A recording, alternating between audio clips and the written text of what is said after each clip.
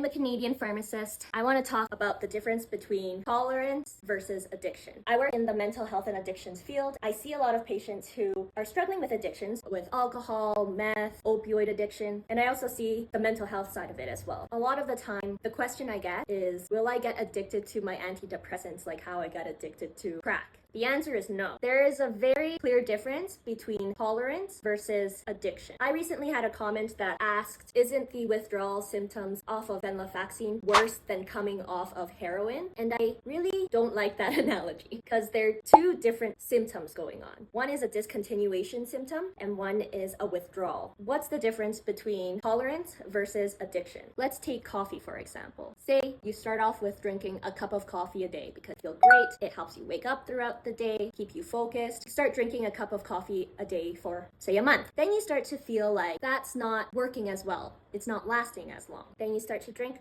2 cups of coffee a day because your body has gotten used to a certain amount of caffeine. Now say you finally get 5 days off and you're like, I don't need my coffee, I'm just gonna lounge around and rot in bed. Say if you just have a tolerance for coffee, you could go a day or 2 without it. You might feel a little bit headache, feel more tired, but your life's not gonna end if you don't get that cup of coffee. If it's an addiction, however, you are going to take drastic means, anything necessary in order to get that cup of coffee. You may even go to the extent of selling all of your belongings just to get that cup of coffee. Addiction is when you feel like you need a substance so much that without it, you don't feel normal and you don't feel like you can go through life without it. And you will do anything to get your hands on it again. Now, most of us aren't like that because coffee isn't an addictive substance. It's just a tolerance. Things like opioid or meth or crack, those chemically change your mind so that your mind will do anything in order to get that next fix. Not only that, the withdrawal symptoms can be awful. If you're going through opioid withdrawal, you can get tremors, sweats, very severe cravings. You might even get possible hallucinations. A lot of people that go through detox get severe muscle and joint pain from coming off of opioid. It is not a fun time.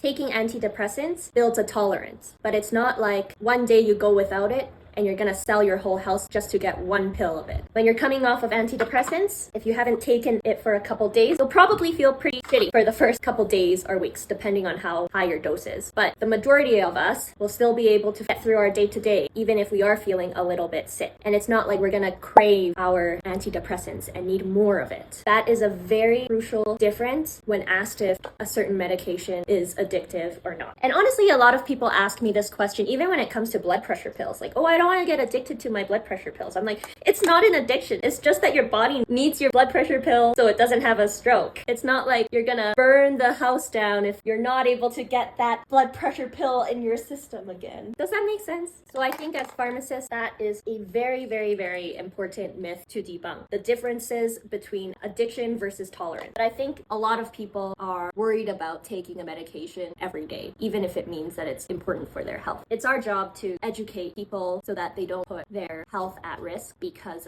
of the myths that are out there.